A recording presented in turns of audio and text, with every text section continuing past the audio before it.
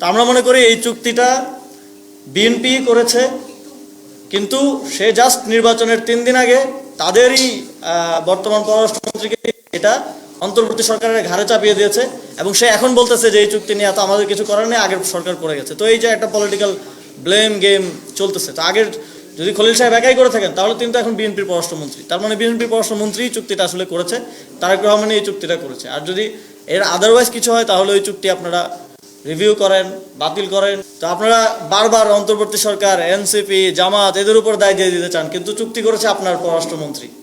তো এই যে একটা ব্লেম গেমের পলিটিক্স এবং একটা মানুষকে ভুলের মধ্যে রাখার চেষ্টা করা, যখন আমেরিকার সাথে বাণিজ্য চুক্তিটা হয় তখন জাতীয় নাগরিক পার্টিতে এখন যারা আছে, আমি তো সরকার থেকে সর্বশেষ পদত্যাগ করে এসেছি, তখন আমি জাতীয় নাগরিক পার্টির মেম্বার ছিলাম।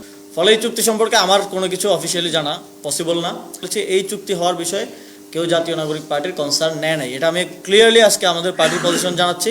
তো চুক্তিটা আমরা দেখলাম যে সরকার 1 মাসের মধ্যেই করলো, 30 দিনের মধ্যেই করলো, আরও কিন্তু 2 মাস সময় ছিল।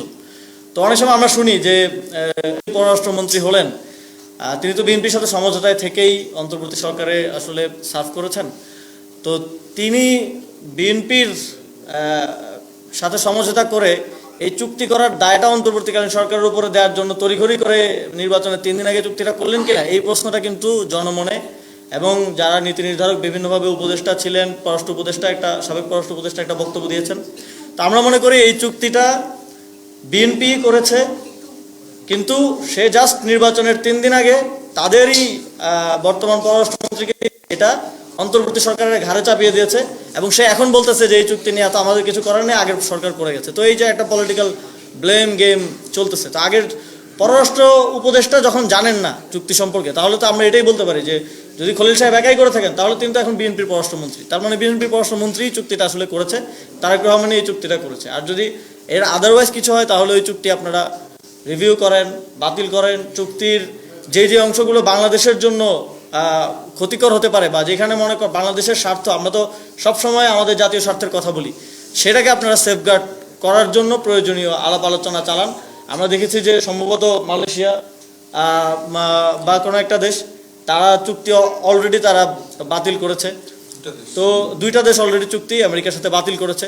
তো আপনারা বারবার অন্তর্বর্তী সরকার, এনসিপি, জামাত এদের উপর দায় দিয়ে দিতে চান, কিন্তু চুক্তি করেছে আপনার পররাষ্ট্রমন্ত্রী। তো এই যে একটা ব্লেম গেমের পলিটিক্স এবং একটা মানুষকে ভুলের মধ্যে রাখার চেষ্টা করা, এটা থেকে বের হতে হবে। আপনারা সরকার, আপনারা শাসনের দায়িত্বে আছেন, আপনাদেরকে এটা যথাযথভাবে করতে হবে। তো এই ছিল ঈদ পূর্ববর্তী সময়ে আমাদের জাতীয় নাগরিক পার্টির পক্ষ থেকে দেশের জনগণের সাথে আপনাদের সাথে একটা বিষয় রয়ে গেছে কথা। নাসির ভাই আরেকটা বিষয় একটু হাইলাইট করবেন। আচ্ছা, ওই সব সময় তো আমরা কথা বলি, আজকে ছোট্ট একটা অনকোয়ারি যেটা আপনাদেরকে বলতেছি।